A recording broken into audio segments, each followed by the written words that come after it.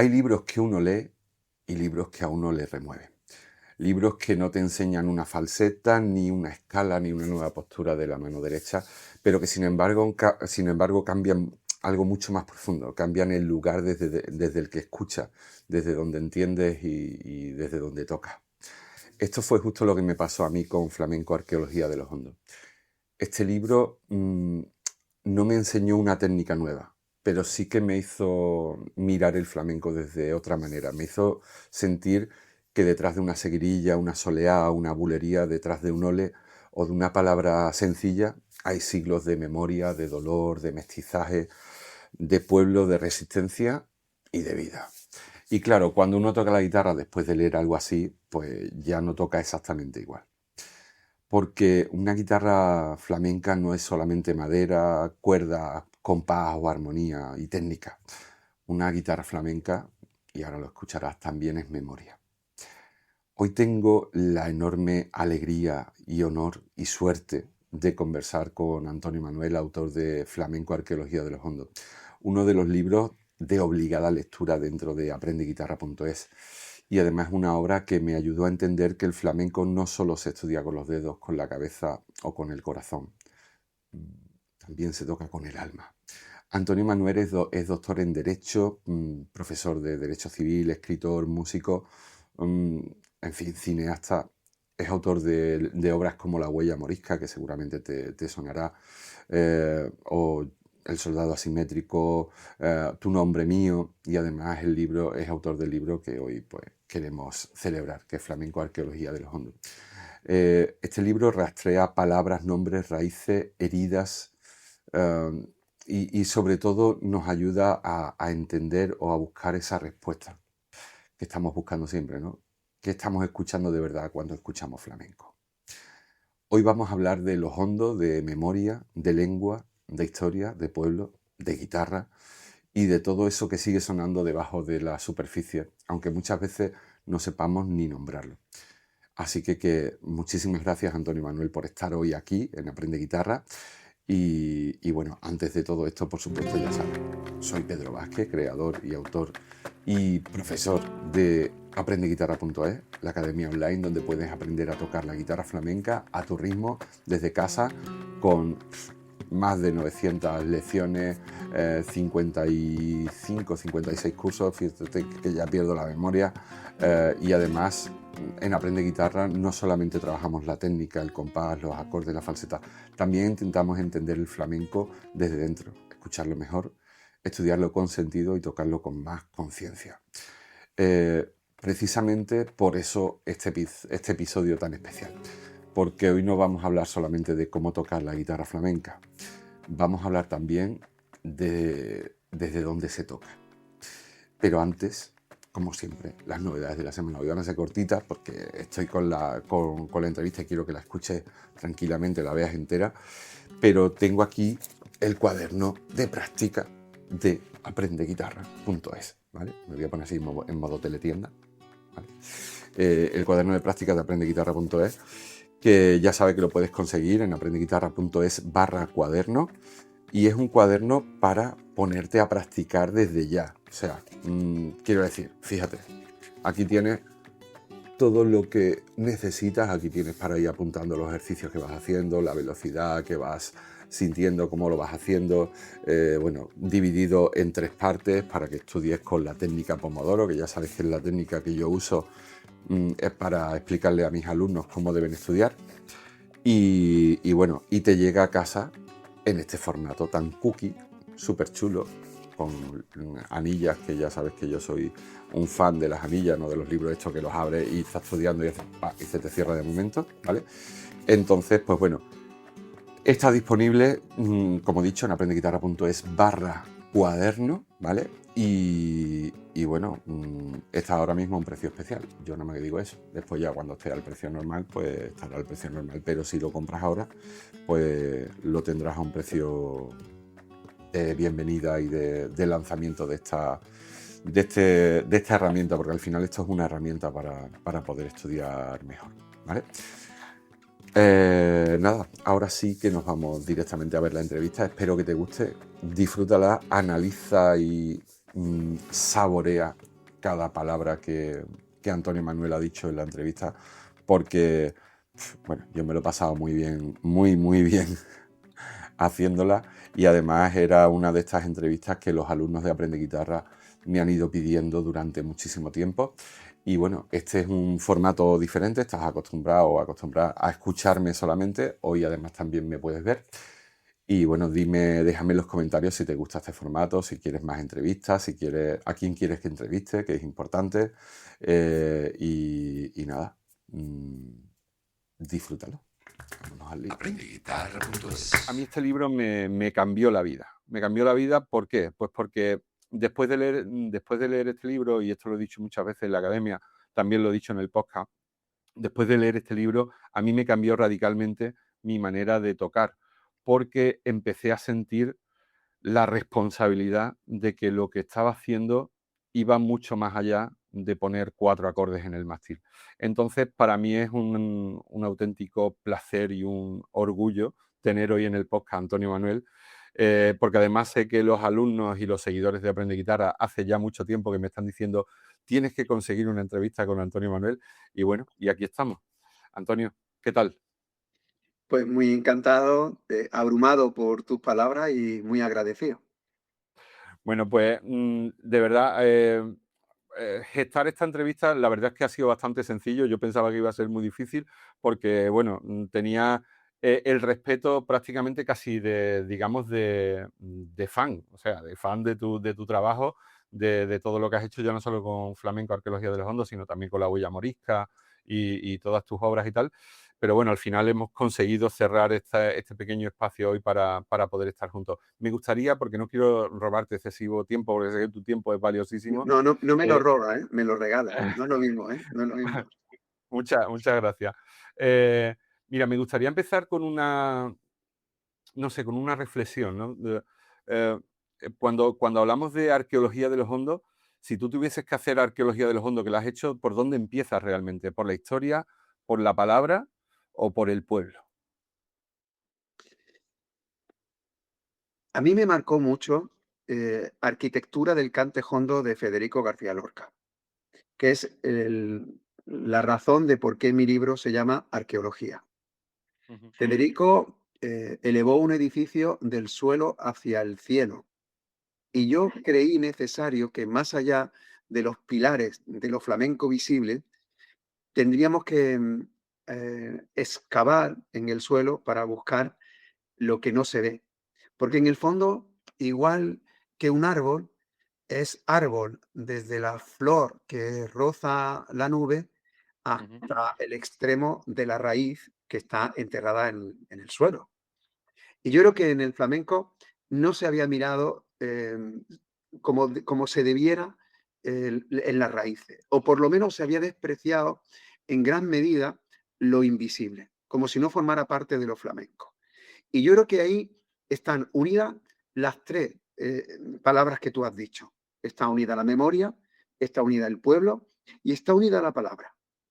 Porque además del esfuerzo que ha hecho la flamencología contemporánea, comparando estructuras y buscando en documentos, claro, es que el flamenco existía antes del archivo. Es que el flamenco no tiene una partida de bautismo. Es que antes del acta de nacimiento ya dolía. Es que el flamenco preexistía, pero no tenía nombre. Hay una teoría que a mí me emociona muchísimo de Raymond Williams, que habla de las estructuras del sentimiento, es decir, de aquellos cuerpos espirituales que ya preexisten, pero que aún no han sido nombrados, porque tiene que pasar la historia para que los nombre. Pues eso le pasó al flamenco, con un agravante, y es que quienes los estaban viviendo, quienes lo estaban construyendo, quienes lo estaban pariendo, no podía ponerle nombre porque no podían escribir, porque habían sido condenados al analfabetismo, porque no formaban parte de la historia oficial, porque no formaban parte de las élites, porque no formaban parte de los poderosos. Entonces, ese grupo de mestizos y marginados que forman ese gazpacho, ese cocido del que al final resulta lo flamenco, en ese momento no pueden ponerle nombre, pero las palabras ya preexistían. ujú, De manera que cuando el flamenco se revela, claro, a nadie se le pasa por la cabeza, por más que insista la historiografía oficial, que esto ocurre por revelación espontánea y de repente se le pone un nombre, ¿no? Los nombres ya preexistían, aunque se van modificando con el tiempo de la misma manera que una sigrilla del siglo XIX no es la sigrilla del siglo XXI. Es que no lo es. Y probablemente no lo sea la del siglo XXI. Probablemente compartirán, eh, digamos, la esencia, el duende, la corporeidad de lo inasible. Probablemente y seguirá escuchándose una sigrilla porque mantendremos el número de las sílabas cuando se pronuncian, por cierto, en andaluz. Se mantendrá la estructura básica, pero probablemente se haga con una electrónica y digamos, con unos melismas que a lo mejor no son los de ahora. Y sin embargo no ha dejado de ser una sigrilla. En consecuencia, yo creo que, que el trabajo que había que hacer no es tanto, a ver cómo lo explico, el de un arqueólogo como el de un trujamán. O sea, no era tan importante coger la pala y excavar, sino que lo que estaba delante de nuestro ojo hacía falta ponerle una razón. O sea, en realidad, Arqueología de los Hondos pone razón al sentido. Hay, hay una leyenda que a mí me encanta, que está en la entrada de la Escuela de Cine de La Habana, que dice, no hay que comprender para sentir, hay que sentir para comprender. Y es verdad que el flamenco ha sido un armario, si me permiten, ¿no? Como un armario de almas, de sentimientos. Pero convendrás conmigo que hacía falta ponerle razón para entenderlo. Y yo creo que Arqueología de los Hondos es una teoría holística en la que tiene en cuenta todo lo que tú has dicho. La historia, la memoria, el olvido, la palabra, la antropología, porque creo que era equivocarse el intentar acercarse a lo flamenco como si fuera una cómoda en compartimentos estancos y todo tiene que intercomunicarse, ¿no? Y a mi juicio, la etimología era una de las pistas más importantes para hallar el origen de lo flamenco. Y eso no significa, y eso no significa que yo creo que ahí es donde vienen muchos de los errores de interpretación, que porque una palabra provenga del árabe es porque en Al-Ándalus ya existía el flamenco. Eso es un gravísimo error. De la misma manera que porque una palabra provenga del romaní o del caló, no quiere decir que ya en el éxodo gitano ya existiera lo flamenco. De la misma manera que si alguna palabra proviene de un americanismo, no significa que en América ya existiera lo flamenco. De la misma manera que si una palabra proviene de las lenguas vernáculas negras, no quiere decir que en el origen o en el germen de la esclavitud ya existiera lo flamenco. Lo flamenco nace de la mezcla de todo y nace concretamente en lo que denominó Félix Grande las tierras del sur, que claro, hoy prácticamente se le puede llamar Andalucía, pero es que va más allá de Andalucía. También es Extremadura, también es La Mancha, también es Murcia. Es decir, Andalucía debe entenderse no como un constructo político, sino como un constructo cultural, o mejor dicho, como un corazón que cuando late hace que el eco llegue a más sitios, ¿no? Por eso yo entiendo que el flamenco sí tiene cuna, su cuna es Andalucía, pero no tiene cama y por supuesto no tiene tumba. O sea, ni va a morir y va a vivir en cualquier parte. Qué bonito, Antonio. Hay una cosa que has dicho que a mí es algo que me apasiona, porque yo tengo la suerte últimamente de dar conciertos para americanos, y los conciertos pues los doy en inglés, haciendo, bueno, son conciertos didácticos, no es un concierto de flamenco tipo voy a coger a un guiri y lo voy a llevar a un tablao, no, sino que cojo a los grupos de americanos y entonces con una cantadora, una bailadora y un percusionista voy haciendo un poco de didáctica de la historia del flamenco, Qué pero bonito. contándoles en inglés, de dónde viene el flamenco y lo que significa eso. Y siempre hago referencia a dos conceptos. Uno, que a ellos les hace mucha gracia siempre, les digo, señores, lo siento, pero Mozart ha muerto y Mozart tuvo su época y duró el tiempo que duró esa época musical. Pero el flamenco está vivo. Y está vivo porque lo estamos creando ahora mismo. De hecho, siempre le digo, vosotros ahora mismo sois parte de esa creación porque estáis siendo los oyentes de estas historias que estamos contando con la guitarra y con el cante, con el baile, con la percusión. Eso por un lado. Y por otro lado, el concepto de mezcla, de mestizaje, que es el flamenco, que va muy en contraposición, desde mi punto de vista siempre, constantemente en el flamenco se habla mucho de la pureza cuando realmente si algo es el flamenco es que no es nada puro, o sea, porque todo es una mezcla de orígenes, ¿no? Y ese concepto me apasiona, ¿no? Y me apasiona explicarlo y que la gente, sobre todo el foráneo, lo entienda, que el flamenco no es una estructura cerrada, no, no, al contrario, es una amalgama de colores, de olores, de sabores, de lenguas, de imágenes absolutamente increíbles, ¿no? Ha dicho una verdad bellísima con el tema de Mozart. Yo conocí a una amiga en Estambul que se llama Meriem, que era una descendiente de judíos sefardíes. Ajá. Ella estaba muy preocupada porque las canciones, las canticas de sinagoga y las populares, que se habían mantenido casi en formol durante 500 años, en barrios de Estambul en los que ni se hablaba turco, es decir, se hablaba yudesmo, se hablaba la lengua de los judíos expulsados de la parte castellana, porque claro, la gente ha olvidado que cuando los judíos son expulsados en 1492, todos los judíos del Reino de Granada hablan árabe, no hablan castellano. Claro, se olvida y en realidad estamos hablando de las canticas del Judesmo o del judeo español, ahora modernizado, cuando en realidad España no existía, por eso yo prefiero no llamarlo así, ¿no? El caso es que ella lo que hizo fue escribirlas, las transcribió y las grabó. Y entonces me dijo, desde ese momento la hemos olvidado porque hemos dejado de cantarlas. Claro.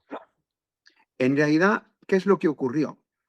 Que convirtió la memoria en historia. Y en el momento en que la memoria se convierte en historia, se fosiliza.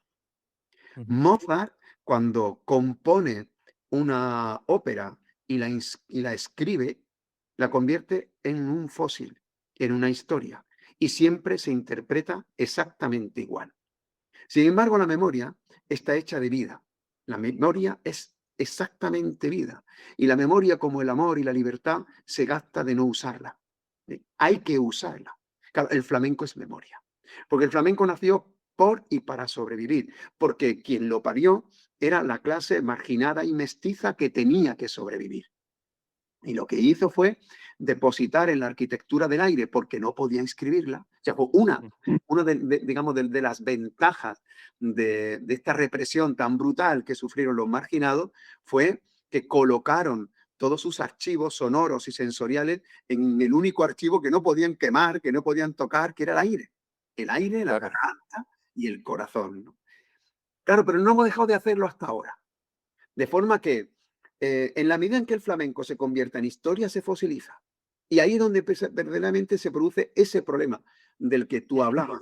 Yo muchas veces me preocupa el que muchas peñas flamencas se conviertan en reservas. Porque claro, ¿en reservas de qué? ¿Reservas de colocarte los ojos en la espalda? Así no fue nunca lo flamenco.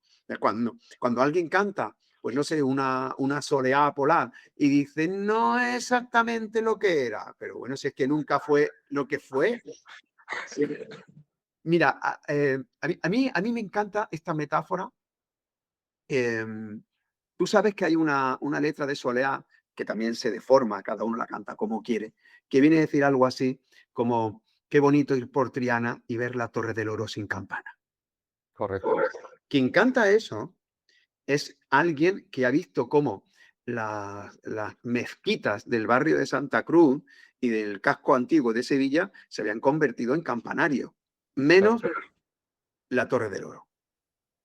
Entonces, cuando se sustituyen las llamadas de la oración por el almuédano, por la campana, hay verdaderamente un cambio de paradigma, porque las llamadas a la oración son siempre las mismas y son siempre diferentes. Efectivamente. La hacen humanos, la hacen siempre a las mismas horas, pero las horas de la naturaleza, cuando amanece, cuando atardece, es decir, en realidad están en comunión con el mundo. Cuando se sustituyen por las campanas ya no son humanas, ya siempre suenan igual. Y además suenan al ritmo del que marca el ser humano, no al ritmo de la naturaleza. O sea que si mañana cambiamos la hora a una hora, la campana cambia una hora. Sin embargo, el almuédano seguiría llamando cuando amaneciera. Exactamente eso es de lo que tú estabas hablando. Exactamente eso. Claro, ¿qué ha hecho el flamenco? El flamenco, cada vez que interpreta, lo hace igual y diferente. Exactamente lo mismo que nos ocurre a cada uno de nosotros y a cada uno de los seres de la creación. Claro, quien quiera convertir el flamenco en campana se equivoca. Quien quiera Totalmente. convertir el flamenco en una partitura se equivoca. Quien quiera convertir el flamenco en una ópera de Mozart se equivoca. Y eso no quiere decir que no esté bien hacerlo. Y detrás tuya tienes una foto del maestro Paco de Lucía y del maestro Manolo Sanlúcar. El maestro Manolo Sanlúcar ha escrito ópera. Lo hizo porque él era capaz de colocarse en ese reto. Sin embargo, él murió defendiendo que el método de aprendizaje de los flamencos siempre fuera del maestro hacia el discípulo, siempre. Es decir, que fuese el natural del humano, que fuese el beber de la fuente, que a su vez había bebido de otra fuente, que a su vez había bebido de otra fuente. De manera que tú estás aprendiendo a los Sanlúcar, como a lo mejor Sanlúcar aprendió a los Gastor. Y eso Correcto. realmente es muy hermoso porque demuestra que el flamenco es memoria y que no es historia. Y que cometeríamos un gravísimo error fosilizando lo flamenco y llamando puro a lo que siempre fue impuro y cambiante. Correcto. Mira, hay una. Con respecto al tema de la memoria, tuve la suerte mi formación fue Historia del Arte en la Universidad de Sevilla. Historia apasionante, ¿no? El poder conseguir todo ese conocimiento que yo ansiaba como persona, ¿no? Porque te estoy hablando de hace 30 años. Para mí era la carrera más completa, ¿no? El cómo poder entender el ser humano desde un punto de vista artístico, bueno, holístico, todo lo que engloba al final la historia del arte, ¿no? Y tuve la suerte de poder hacer una excursión de una semana a Marruecos con la gente de filología árabe, pero no en plan turista, sino al Marruecos profundo. Y hay una cosa que me llamó mucho la atención y que siempre la recuerdo con mucho cariño y con mucho respeto. Y ayer estuve revisionando de nuevo el documental de Arqueología de los Hondos. Y cuando hablabas con la persona encargada de la biblioteca Cati y tal, me acuerdo que cuando yo estaba cruzando el Atlas en un microbús con gente del mundo de filología árabe, nos parábamos en todas las aldeas a hablar con la gente y lo que más me impactó, sobre todo cuanto más al sur, era que los marroquíes nos llamaban hermano español. Para ellos, en su memoria, seguimos compartiendo la misma cultura. Y es una cosa que me fui con lágrimas en los ojos, porque lo que había vivido allí o sea, ese shock que aquí en España nos tienen tan impuesto, ¿no? Del moro, el marroquí, el tal, cuando llegas allí y te das cuenta de que la realidad es otra absolutamente diferente y cómo ellos en su memoria todavía tienen esa parte de Al-Ándalus, pero no desde un punto de vista conquistador, sino desde un punto de vista de compartir nuestras raíces. Y es algo que me impactó y va también un poco a colación de esa historia de la memoria, ¿no? De cómo al final es la memoria la que la mantiene, no está fosilizado, porque en la Yamia Fna se siguen contando las mismas historias que se contaban en Al-Ándalus en el siglo XIV, en el siglo XIII, y es alucinante. Claro, lo mismo pasa en América. Lo mismo pasa en América. Es decir, América o el norte de África fueron, salvando la distancia, España. Cuando alguien embarcaba en los puertos de Cádiz o de Sevilla en dirección a Veracruz o a Cartagena o a La Habana, iba a la otra España. Y hubo un tiempo en que Marrakech era tan al-Ándalus como Córdoba. Entonces, el problema es cómo se ha construido identitariamente España a partir del rechazo a lo que fuimos. Y eso es realmente gravísimo. A mí me sorprende todavía Voy a poner un ejemplo muy burdo, pero yo creo que tus oyentes lo van a entender a la perfección. Que a fecha de hoy, un equipo de fútbol en el que jueguen, por ejemplo, 11 comunitarios de la Unión Europea, ninguno ocupa plaza de extranjero y el que ocupa plaza de extranjero es, por ejemplo, un argentino que es el único que puede pedirte la pelota en tu lengua. Sí, Es sí. decir, hemos construido una identidad basándonos en el rechazo al diferente. Y eso ha calado en España, porque claro, cuando España conquista América, de América se traen los barcos atestados de oro, pero no viene ni un indígena, ninguno.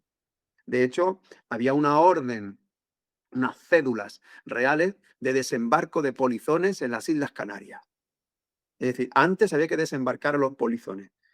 Por eso en España no hubo distintos hasta hace 2 días.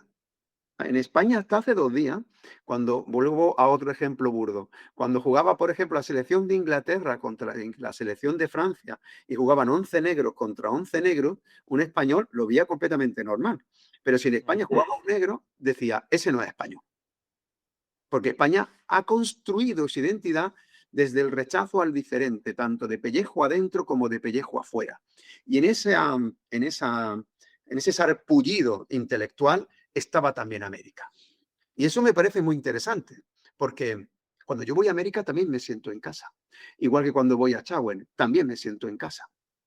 ¿Y eso por qué? Claro. Porque es que América es mi casa. Y porque los sustratos culturales son los mismos. Cuando América eh, legítimamente rompe sus lazos coloniales con España, lo hace basándose en 2 elementos. El primero, estrictamente político. Frente al absolutismo español, voy a reivindicar la revolución constitucional francesa. Y entonces se instauran repúblicas, desde Tierra de Fuego hasta Alaska. Ujú. Y el segundo elemento es, frente a la cultura colonial española, voy a reivindicar el indigenismo. Y ahí se olvida que gran parte de la cultura popular americana no proviene de las élites conquistadoras españolas, sino del mismo pueblo que fue colonizado también en la propia España, como por ejemplo Andalucía. Es que la mayoría de los conversos tienen que huir de los puertos de Sevilla o de Cádiz hacia América para buscarse una vida y borrar su pasado. Y con ello van también las palabras, y van sus músicas, y van sus tradiciones, sus culturas, y precisamente la doble resistencia. ¿Acaso alguien se ha planteado por qué en América se consume tanto cerdo? ¿Por qué es tan identitario el consumo de cerdo, por ejemplo, en Ecuador o en México? Por poner un ejemplo. ¿Por qué cuando intentas buscar tu por qué también en América no planteas la huella conversa? Porque también es tan invisible como la huella en España. Y de la misma manera que no la encuentras en la historiografía oficial para explicar el flamenco, no lo encuentras ni en la historiografía del norte de África ni en la historiografía americana. Y sin embargo, las tres conforman eso que Antonio Rodríguez de León, que es un investigador mexicano muy importante, lo llamó el Caribe afroandaluz. Y fíjate qué bien puso el nombre, ¿no? O sea, el Caribe afroandaluz, porque ahí están o confluyen las tres aguas, las tres son marginales, las tres son de pueblo, las tres son de abajo arriba, que son el indigenismo del americano, más el elemento afro, más el elemento andaluz, que no es necesariamente la élite conquistadora.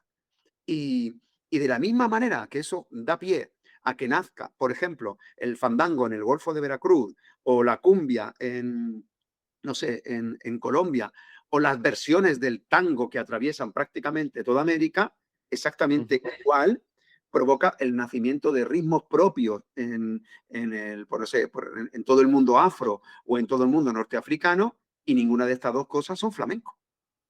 Y, y claro, en realidad, los tres fenómenos beben de la misma fuente, son como si comparásemos un limón con una naranja, es decir, pertenecen a las mismas familias, pero son productos diferentes, pero beben de la misma raíz, que yo creo que tiene que ver mucho con lo que tú me preguntabas al principio. Sí. Eh, Me gustaría también comentar un poco en el flamenco actual, ¿vale? Porque a mí hay algo o sea, hay algo que no me cuadra en cómo se gestiona el flamenco actualmente. Ya no solo desde un punto de vista como producto cultural, que lo es, y que, bueno, basta decir que estamos en un podcast de una academia de aprendizaje de guitarra flamenca, ¿no? Y que tiene alumnos repartidos por todo el mundo. Por todo el mundo, porque además la gente de Estados Unidos o la gente de México, por ejemplo, pues el flamenco le sigue llamando algunos desde un punto de vista exótico y otro como parte de un poco bueno, de encontrar una raíz cultural, ¿no? Como me pasó con un alumno de Sudáfrica, Diego García, sudafricano, con nombre, o sea, Diego García, fíjate tú el nombre, o sea, totalmente sudafricano el nombre. Él nació en Sudáfrica, pero su padre era creo que de Antequera o algo así, ¿no?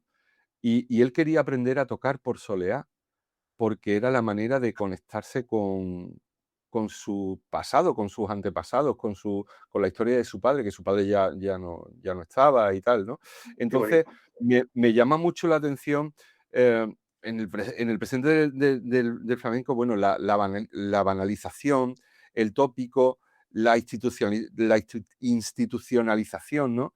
O la desmemoria, porque todas estas cosas, desde mi punto de vista, son bastante preocupantes, en el sentido de que creo que no somos conscientes, y yo el primero, aunque yo intento desde mi humilde posición, pues hacer ver todo esto, que el flamenco no es solamente tocar la guitarra, que hay que entender todo esto para que el flamenco te suene bien, para que la soleá realmente tenga el pozo que tiene que tener cuando estamos tocando, ¿no? Y de estos elementos, ¿cuáles son los que más te preocupan, Antonio? Es un tema difícil, ¿eh? Es un tema complicado. Yo creo que tu pregunta necesita una reflexión profunda, serena, calma y lo más equilibrada posible. Porque a mí no me parece mal que el flamenco reciba una protección institucional. A mí me preocupa, como tú has dicho, que este institucionalice. A mí no me preocupa que el flamenco se enseñe en academias, conservatorios. A mí lo que me preocupa es que se fosilice. A mí no me preocupa que el flamenco acabe llenando teatros y se convierte en un producto cultural. A mí lo que me preocupa es que al final sea un cuerpo sin alma. Entonces yo creo que eso lo ata la conexión con la memoria y con la verdad. La palabra memoria y verdad es igual en griego, de manera que memoria sin verdad es olvido y la verdad sin memoria es mentira.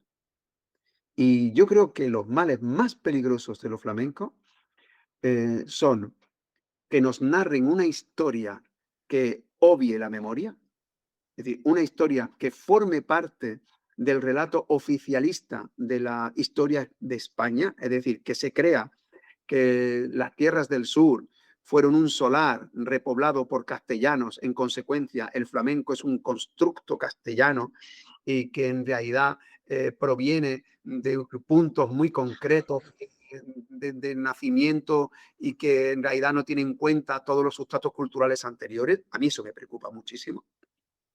Y me preocupa muchísimo la desconexión con la realidad material del pueblo que lo ha parido. Y yo creo que eso se consigue con la memoria.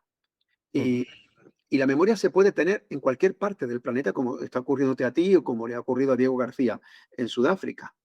Mira, mi padre tiene Alzheimer y mi padre antes de comer se lava como se ha lavado siempre. Y el rito de lavarse es exactamente igual al de un musulmán antes de ir a rezar. Esa forma de lavarse, que se ha extendido por grandes partes de la península, en mi tierra, o en algunas partes de mi tierra, se llama agafar. No es una palabra que aparezca en la Real Academia, que en muchas ocasiones vuelve a cometer ese error de no tener en cuenta las memorias, ¿no? De cómo las Ujú. palabras superviven en las gargantas y no en los diccionarios, ¿no?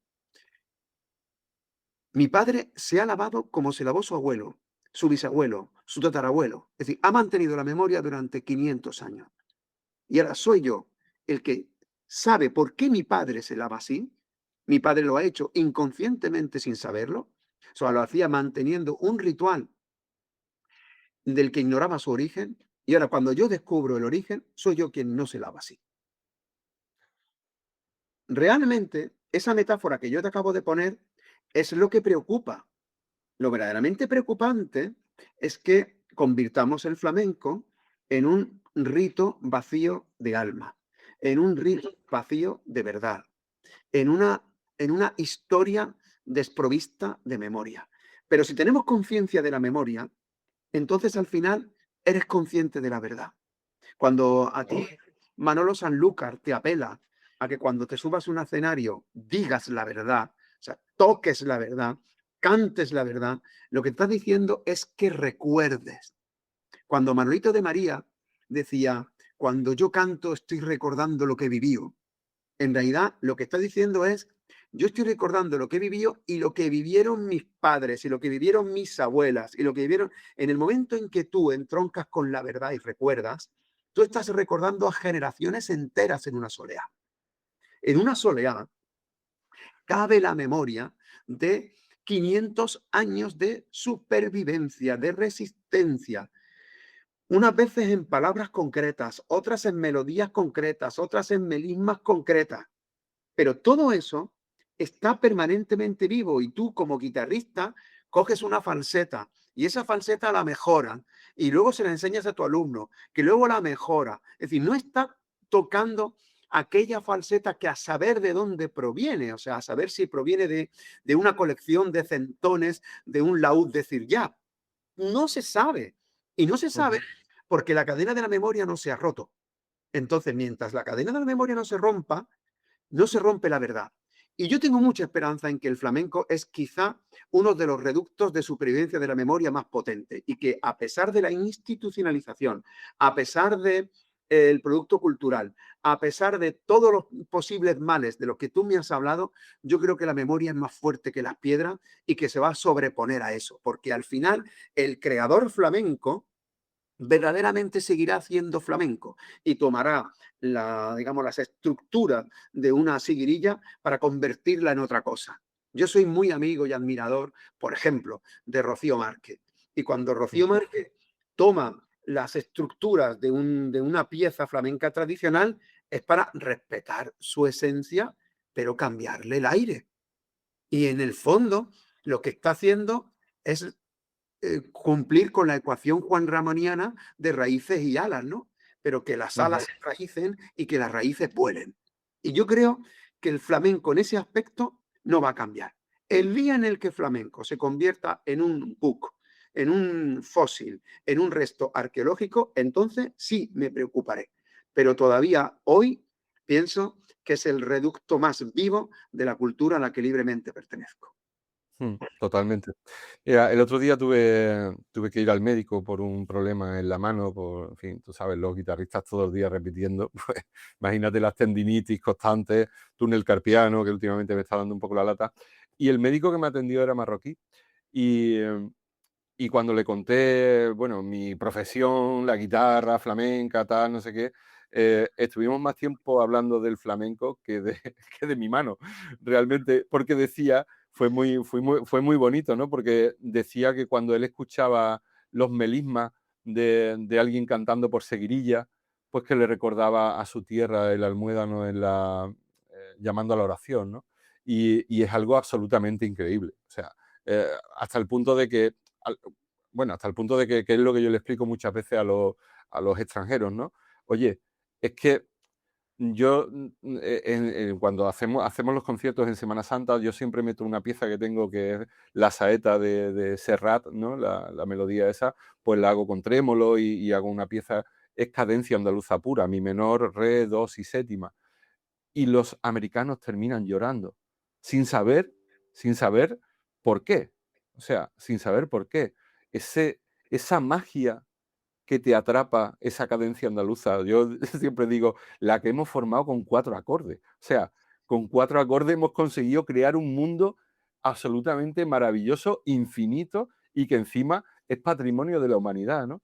Y fíjate que un médico marroquí escucha una seguirilla y lo transporta a su pueblo en Marruecos, o un americano escucha esa cadencia andaluza y se le ponen los vellos de punta, o un indio de la India, que también tengo indios en la academia, pues cuando escuchan una farruca de sabicas, pues le recuerda a su tierra. O sea, ¿esto qué es? O sea, Antonio, ¿esto cómo es?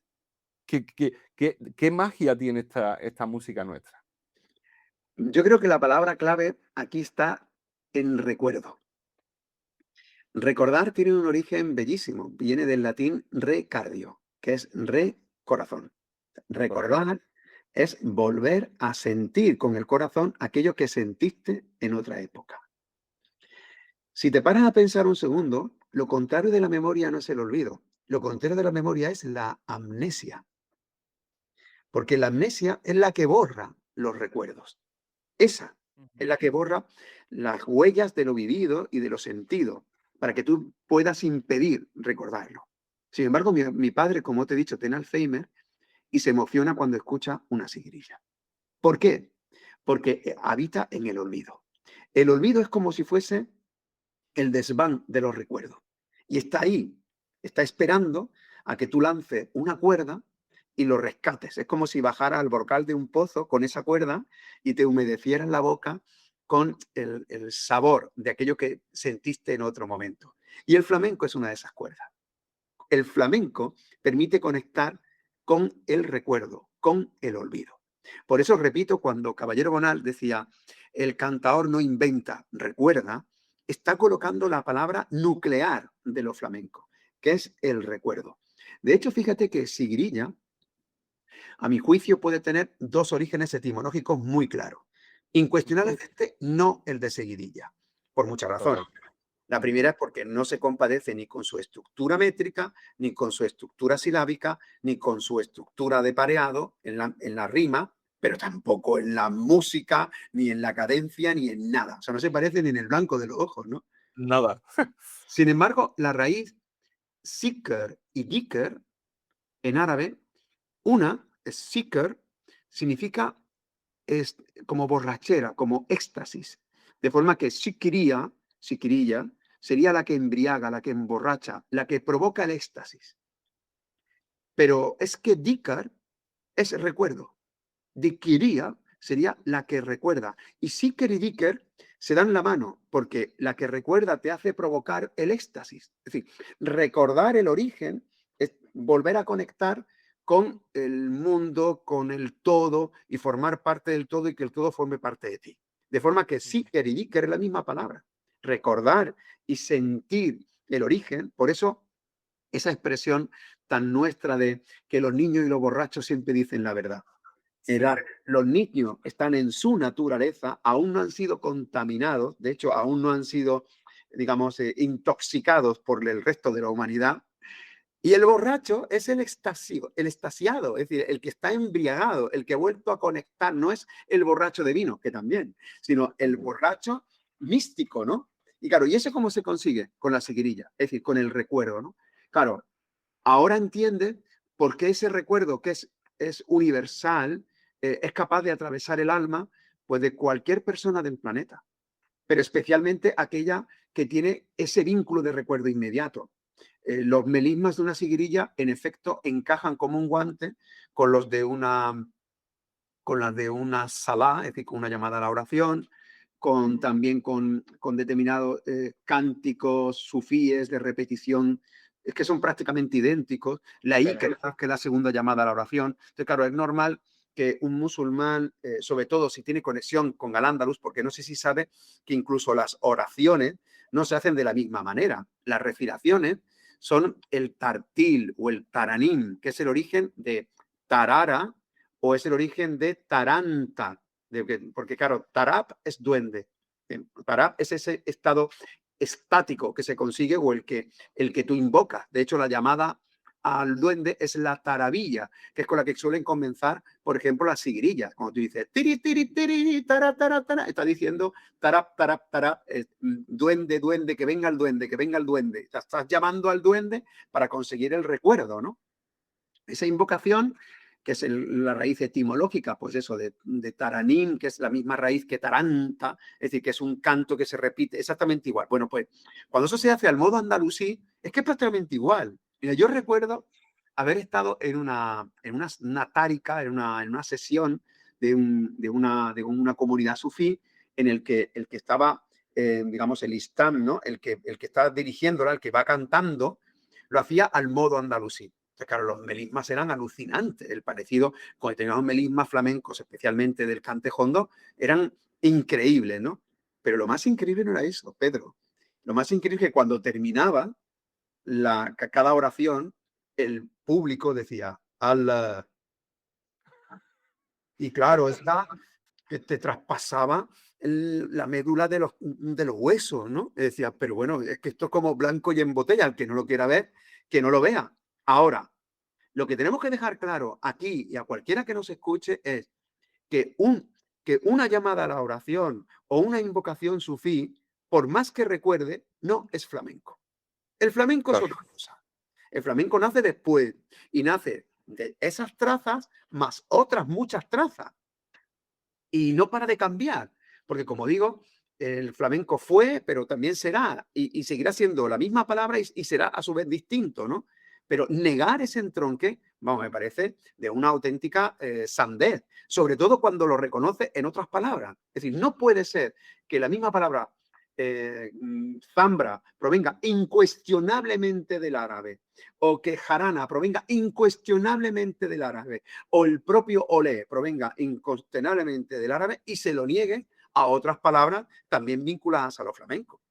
No puede Sí. ser. O sea, tenemos que decidir cuándo sí y cuándo no. Lo que no puede ser es que algunas sí y otras no. No. Aquí la palabra clave de lo flamenco, sin duda, es recuerdo.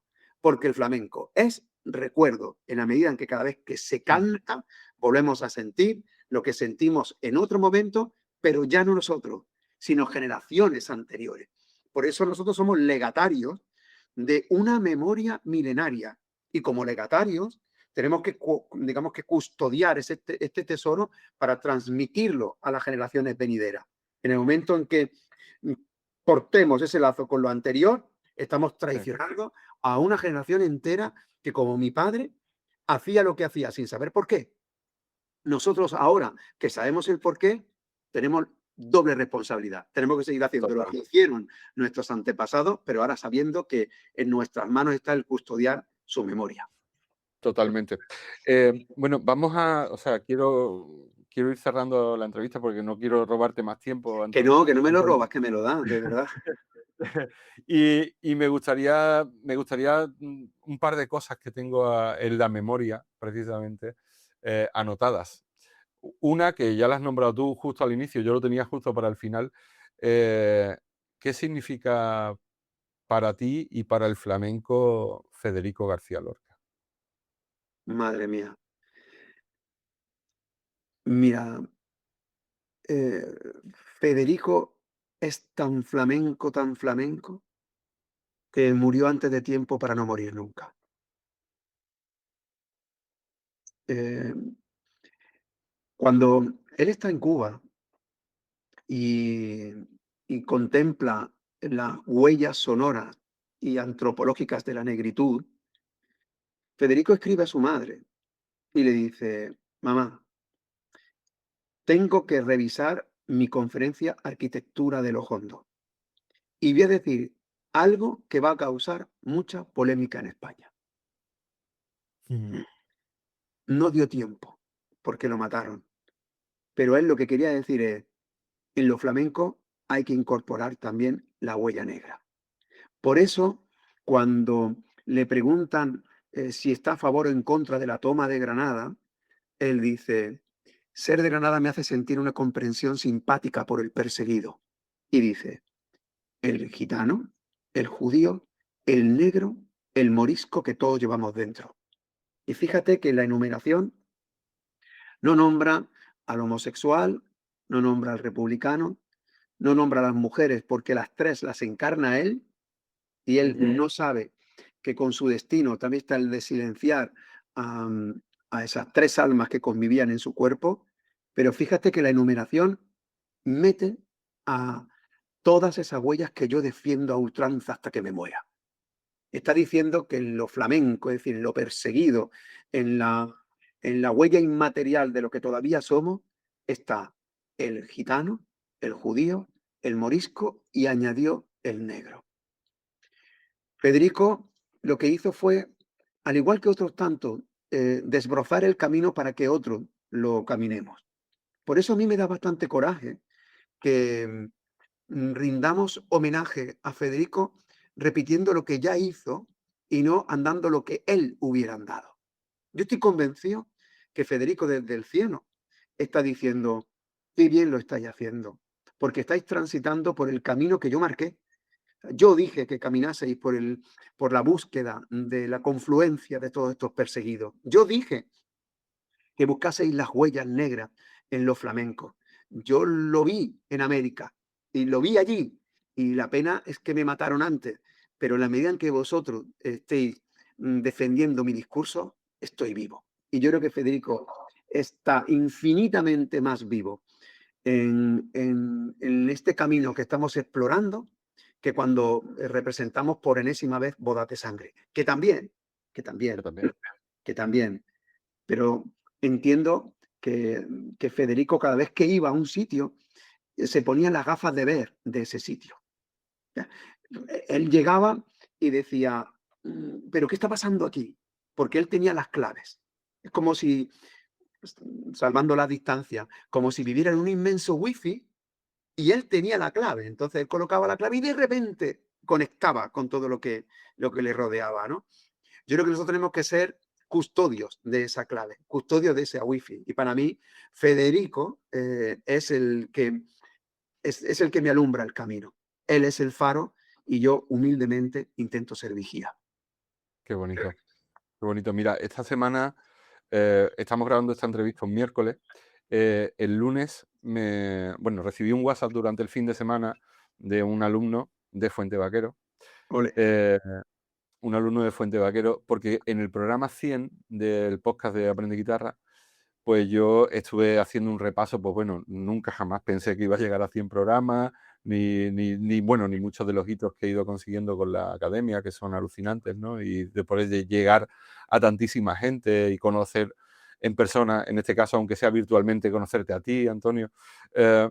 Pues yo dije que uno de mis sueños, estoy cumpliendo muchos sueños constantemente, pero que uno de mis sueños sería poder grabar un video podcast en la casa museo de Federico García Lorca.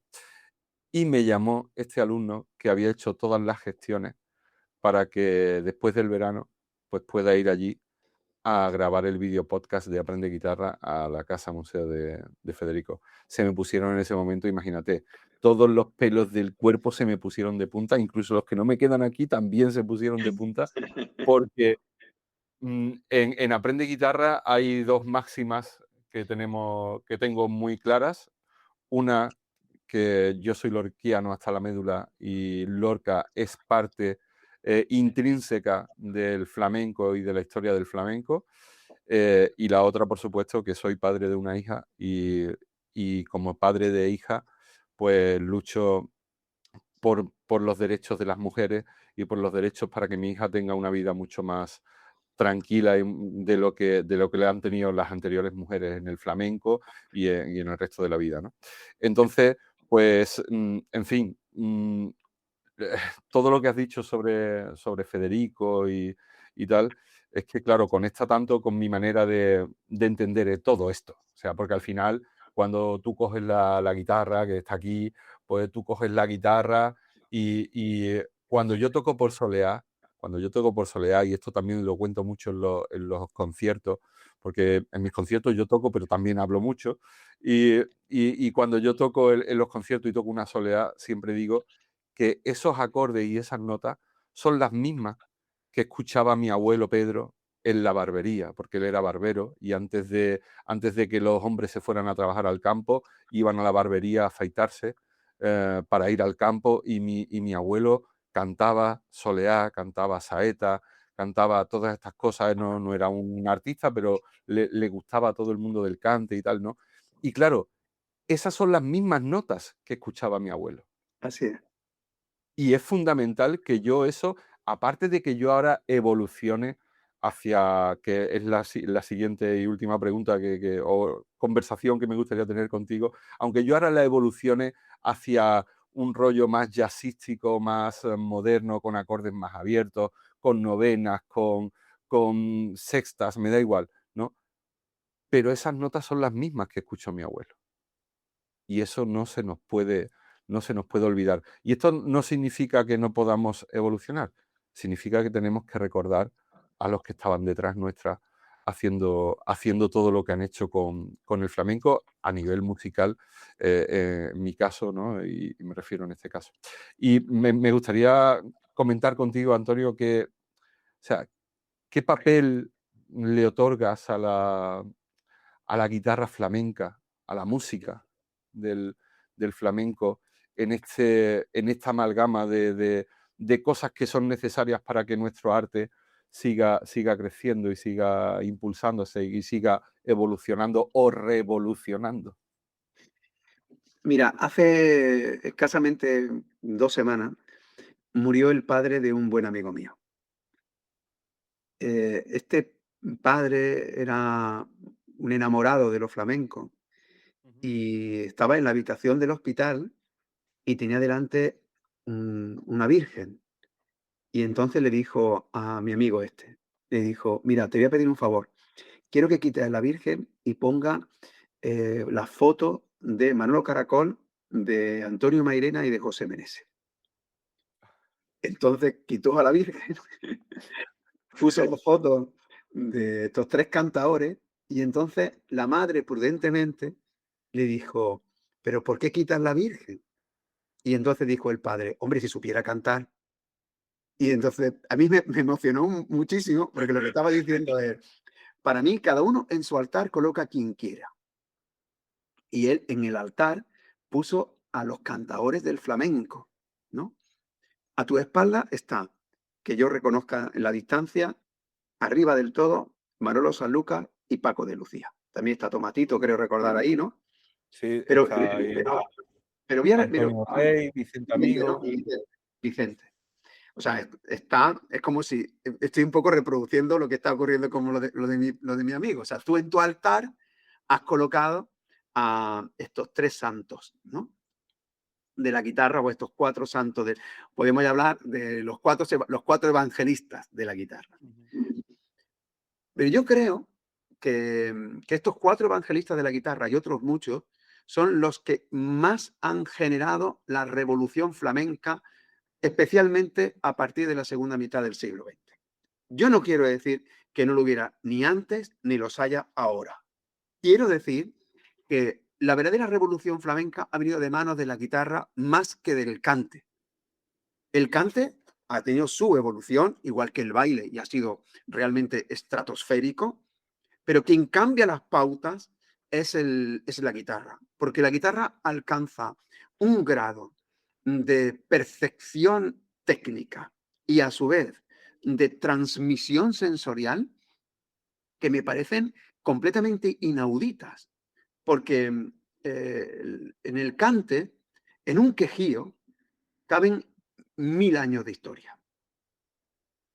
En el baile, que tú lo estás viendo, o sea, tú necesitas verlo, o sea, tú no puedes comprar un disco de baile, tienes que ver el baile, ¿no? Pero en el baile también, no sé, en una escobilla puede caber también 1000 años de historia. Lo que hace la guitarra, que me parece realmente revolucionario y estratosférico, es que aquel sistema de improvisación sobre centones lo convierte en un monumento que ha cambiado por completo la historia de los flamencos.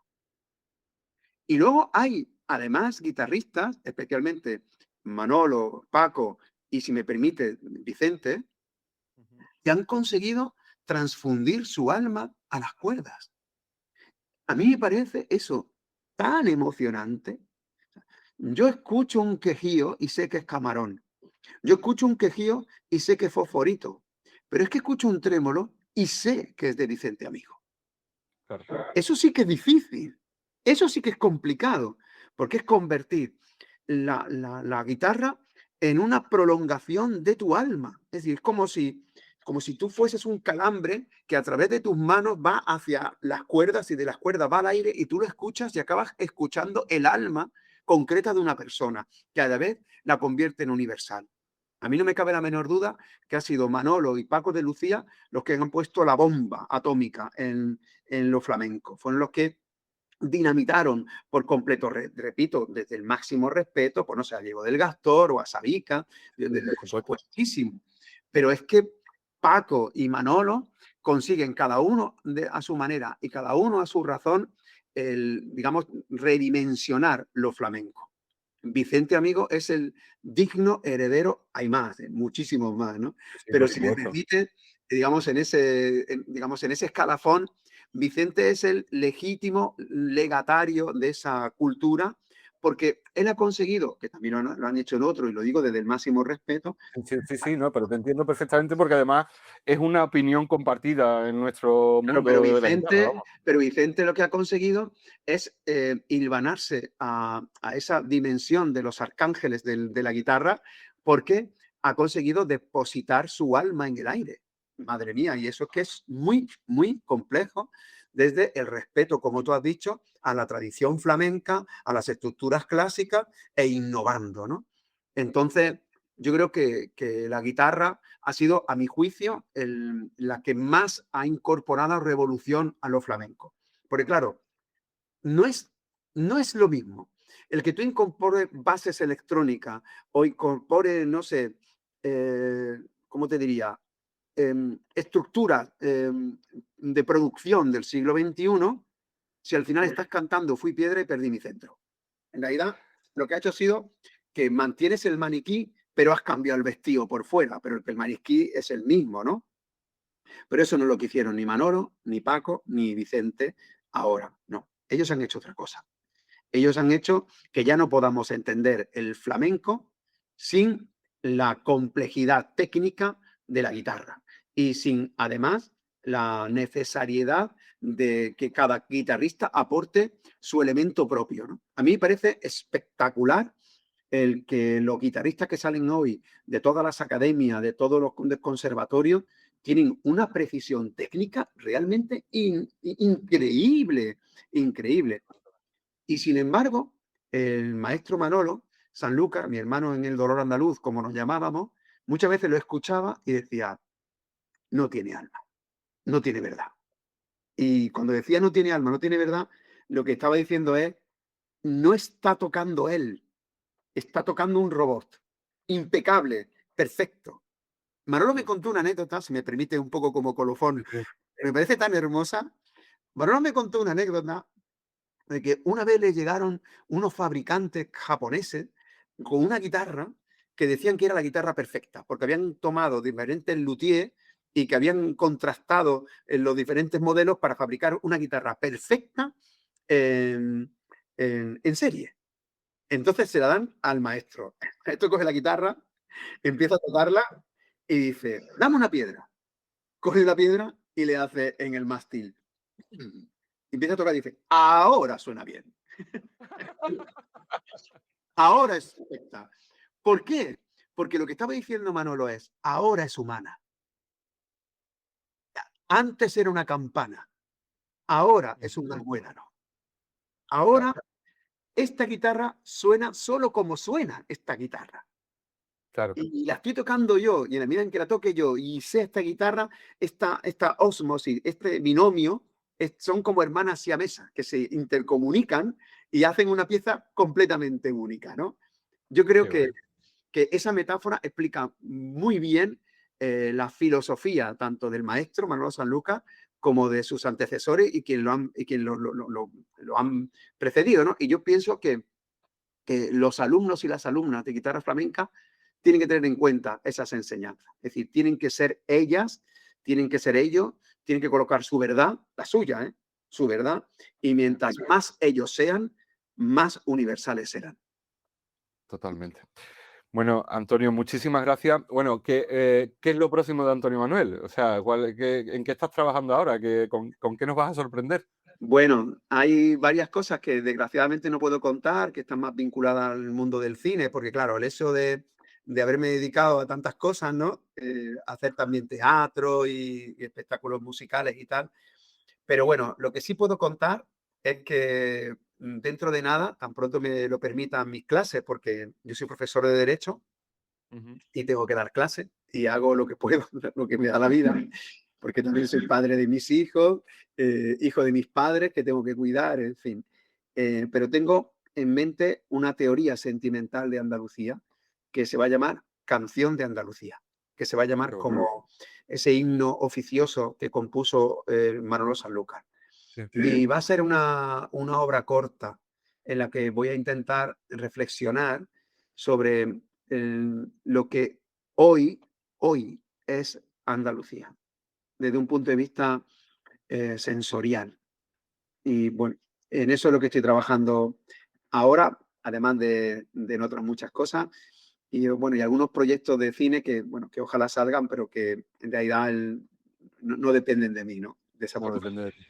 Luego sí estoy trabajando también en que no se olvide que hoy es que estamos celebrando el 900 aniversario de Averroes, Ujú. que es el pensador más importante y más influyente nacido en la península, nacido también en Córdoba. Si Averroes hubiera nacido en Francia, en Italia o en Alemania, le dedicarían por completo el año y todo el mundo lo sabría. Aquí no solamente no lo sabemos, sino ni siquiera sabemos cómo se escribe, ¿no? Y Ajá. entonces, bueno, también estoy trabajando en eso, he hecho una pequeña pieza que también pondré en escena y bueno, sigo intentando ser altavoz de la memoria y de esta cultura universal que es lo flamenco y lo hago desde la máxima humildad, pero intentando que el flamenco y mi forma de entenderlo y mi forma de explicarlo también ponga en jaque a quienes están intentando vendernos una historiografía oficial española que se ha construido precisamente desde el rechazo a la diferencia y desde el desprecio a nuestra memoria. De forma que Y el- en el fondo es un bastión de lucha identitaria y, si me permites, incluso política, sí. que no está cargada de ideología, sino que está cargada de defensa de lo que fuimos. Y yo creo que eso es muy, muy importante. Es muy, muy importante. Me parece que no podemos permanecer impasibles a quienes intentan confundir la historiografía oficial de España con la historiografía oficial de los flamencos. No puede ser que estemos reivindicando una y otra vez que el flamenco proviene de las clases populares y a la vez estemos negando el origen de las clases populares. No puede ser Claro. que estemos diciendo que el flamenco nace en un triángulo en el Bajo Guadalquivir y a la vez estemos negando el origen andaluz de los flamencos. No puede ser que estemos diciendo que el flamenco es un producto que emerge casi por casualidad en el siglo XVIII, siglo XIX, y sin embargo encontremos sus huellas por todas partes, en el norte de África, en América, aunque entonces no llevará su nombre. Yo creo que lo verdaderamente importante ahora es seguir esa línea, ese tránsito que marcó, por ejemplo, Federico García Lorca y ser lo más honesto posible contigo mismo. Cuando te dijo Manolo Sanlúcar, cuando suba al escenario, di tu verdad. Si me preguntas a qué te dedicas hoy, a decir mi verdad. Ole, ole. Bueno, Antonio, bueno, por cierto, el libro sobre el que hemos hablado mucho ha sido Flamenco, Arqueología de los Hondos. Ya sabéis que, bueno, se publicó en el año 2018 y sigue vendiéndose muchísimo porque es un libro fundamental, fundamental para entender el flamenco, o sea, para entender lo flamenco y para entender el flamenco. Por supuesto, esto es para los alumnos de Aprende Guitarra de obligada lectura, ya lo sabéis, y además ver el documental en 4 capítulos de Arqueología de los Hondos en Canal Sur Más, lo tenéis disponible, que yo ayer me reí muchísimo viendo a Antonio Rodríguez Almodóvar, porque como además él tiene casa aquí en Galaroza, pues cada vez que nos juntamos, pues echamos un ratito de charla y tal, y ayer me reía mucho cuando repasaba el diccionario de la RAE, ¿no? Que era súper curiosa la historia, ¿no? Entonces tenéis que verlo, tenéis que leer el libro, tenéis que ver el documental. Y Antonio, solamente puedo, no sé, agradecerte desde aquí, desde Galaroza, desde este corazoncito chiquitito en la Sierra de Huelva y desde todos los corazones de los alumnos de Aprende Guitarra, este ratito que nos has regalado a toda la gente del podcast de Aprende Guitarra. Y te deseo, por supuesto, lo mejor, que sigas con esa exploración constante, esa defensa que es tuya, pero que yo la siento también como mía, esa defensa constante del flamenco, del andaluz, del andalucismo, desde todos los puntos de vista, porque al final son todos los puntos de vista, y en fin, y espero que, bueno, tenemos pendiente ahí hacer una presentación, lo comentamos por WhatsApp, hacer una presentación física de este Podría libro, ser y bueno, bonito, sí. fue decirlo en el grupo de WhatsApp de la academia, y bueno, ya había alumnos de Barcelona, alumnos de Sevilla, alumnos de Granada, que me decían, bueno, hay que ir colocando la fecha porque nos tenemos que organizar porque vamos a ir a la presentación, ¿sabes? O sea que lo tendremos que mirar con tiempo, con tranquilidad, después del verano, pero tenemos que hacer una presentación de este libro para vernos en persona y para hablar de los flamencos y llevar guitarra y llevar cante y poder juntarlo todo para que se convierta en un fandango, ¿no? Vale, Y se convierta correcto. en esa celebración, ¿no? Antonio, muchísimas gracias. Y a todos vosotros, los oyentes de Aprende Guitarra y los espectadores hoy, porque lo estamos haciendo en vídeo, muchísimas gracias por verlo, por suscribirse a los cursos de aprendeguitarra.es, a flamencogua.es, por hacer esto posible, porque sin vosotros, esto que estáis viendo hoy, pues sería absolutamente imposible.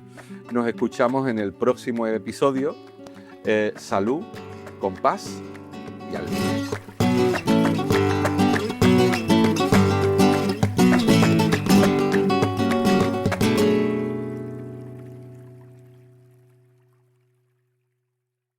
Tu academia online